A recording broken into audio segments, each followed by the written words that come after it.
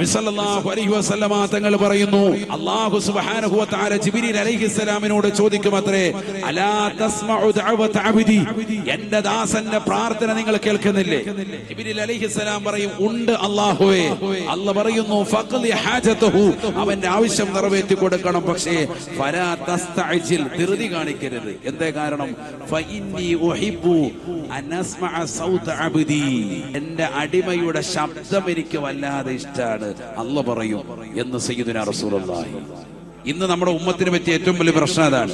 ഞാൻ ദിക്ർ ചെല്ലുന്നുണ്ട്, ഞാൻ ഖുർആൻ ഓതുന്നുണ്ട്, ഞാൻ അത് ഓതുന്നുണ്ട്, ഞാൻ സലാത്ത് ചെല്ലുന്നുണ്ട്, ഞാൻ വലിയ ആളാണ്, അതാണ് ഇതാണെന്നൊക്കെ കണ്ടിട്ട് എനിക്ക് ദുആയിനൊന്നും ഉത്തരം കിട്ടുന്നില്ലല്ലോ എന്ന് നീ കരുതുന്നുണ്ടെങ്കിൽ നിന്റെ പ്രാർത്ഥന അള്ളാഹ്ക്ക് വലിയ ഇഷ്ടമാണ്, നിന്റെ ശബ്ദം പടച്ചവന് വലിയ ഇഷ്ടപ്പെട്ടിട്ടുണ്ട്, അതുകൊണ്ട് വൈകുന്നതാണ്. ഇത് ഹദീസാണ്. മഹാനാകുന്ന ഇബ്നുൽ ഹാജിബ് റളിയല്ലാഹു അൻഹു ഇഖാഉൽ ഹിമ്മിൽ പറയുന്നു, അൽ ഹിക്കമിന്റേതാകുന്ന ശറഹാണത്. അള്ളാഹു തൗഫീഖ് നസീബാക്കുമാറാവട്ടെ. പ്രിയമുള്ളവരെ, മനസ്സിലാക്കി. അതുകൊണ്ട് അള്ളാഹു നമ്മളെ ഇഷ്ടപ്പെടുന്നുണ്ട് എന്നതിന് തെളിവാണത്. ഇഷ്ടപ്പെടുന്നവരെ അള്ളാഹു അല്പം വൈകും, അവിടെ കാര്യങ്ങളൊക്കെ നടക്കുമ്പോൾ അള്ളാഹു എല്ലാം റാഹത്താക്കി തരും. ചില കാര്യങ്ങൾ ദുനിയാവിൽ പിന്തിക്കുന്നത് ആഖിറത്തിലേക്ക് വേണ്ടിയിട്ടാണ്. അങ്ങനെ മനസ്സിലാക്കണം. അള്ളാഹു തൗഫീഖ് നൽകട്ടെ.